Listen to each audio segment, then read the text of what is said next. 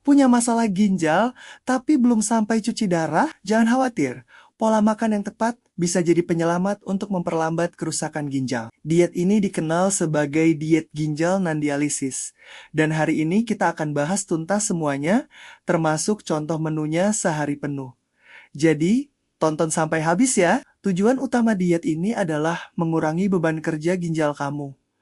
Dengan membatasi asupan zat-zat yang kalau berlebihan bisa jadi racun, terutama sisa metabolisme protein dan juga garam. Tapi, energi dari karbohidrat dan lemak harus tetap cukup, supaya badan gak lemas dan gak sampai memecah otot sebagai sumber energi. Ini penting banget. Nah, kunci dari diet ginjal non-dialisis adalah pembatasan protein. Berbeda dengan pasien yang sudah cuci darah, pada tahap ini, protein justru harus diturunkan. Rekomendasi dari pedoman internasional seperti ASPEN dan KDOQI itu sekitar 0,6 sampai 0,8 gram per kilogram. Berat badan ideal per hari, biar gampang, kita ambil contoh ya. Kalau berat badan ideal kamu 60 kilogram, berarti kebutuhan protein harianmu cuma sekitar 36 sampai 48 gram. Ini termasuk diet rendah protein.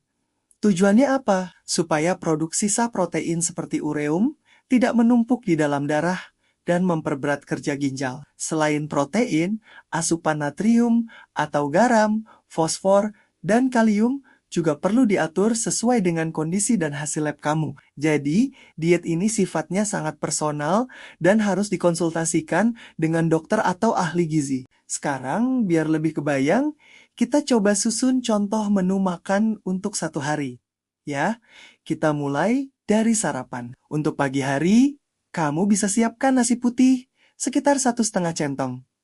Lauknya, cukup setengah butir telur rebus. Telur ini sumber protein hewani yang kualitasnya bagus. Untuk sayurnya, kamu bisa buat tumis labu siam dan wortel. Ingat ya, menumisnya pakai sedikit minyak saja, dan yang paling penting, tanpa garam atau penyedap rasa. Kalau mau ada rasa gurih, bisa pakai bawang putih atau bawang bombay, minumnya cukup teh tawar hangat. Menu sarapan ini kelihatannya simpel, tapi sudah cukup memberikan energi tanpa membebani ginjal di pagi hari. Masuk ke jam 10 pagi, biasanya perut mulai keroncongan kan? Untuk selingan pagi, pilih yang ringan dan sehat. Misalnya, 1 potong sedang buah pepaya atau 1 buah apel ukuran kecil.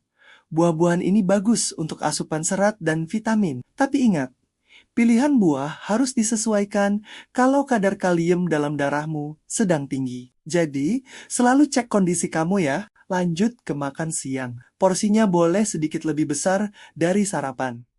Kamu bisa makan nasi putih sekitar 2 centong. Untuk lauk proteinnya, kita bisa pakai 40 gram ikan kembung yang dikukus atau dipepes tanpa garam. Ikan adalah sumber protein yang baik. Tambahkan juga 1 potong kecil tempe atau tahu sebagai protein nabati. Untuk sayurnya, buat yang berkuah bening dan segar, misalnya sayur bening bayam atau oyong. Lagi-lagi, masak tanpa garam dan MSG.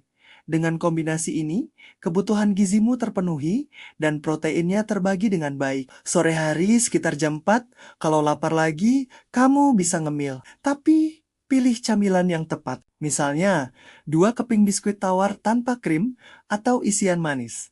Atau bisa juga 1 lembar roti tawar putih. Tujuannya di sini bukan untuk menambah banyak protein, tapi lebih untuk menjaga energi supaya tidak drop sampai waktu makan malam tiba. Dan akhirnya, makan malam, kita kembali ke porsi yang lebih ringan. Mirip seperti sarapan. Cukup nasi 1,5 centong. Lauknya bisa 1 potong kecil tahu putih yang dikukus, lalu ditambah sayur tumis seperti buncis atau kembang kol. Tentunya tanpa garam. Pola makan malam yang ringan ini membantu ginjal untuk beristirahat di malam hari. Kalau kita total, menu dari pagi sampai malam tadi, asupan proteinnya ada di kisaran 36 sampai 45 gram. Angka ini sudah sesuai dengan anjuran untuk diet ginjal non-dialisis dengan berat badan 60 kilogram. Energi tetap tercukupi dari nasi dan sedikit minyak, jadi badan nggak akan lemas. Penting untuk diingat, diet ini sangat berbeda dengan diet untuk pasien yang sudah menjalani hemodialisis atau cuci darah.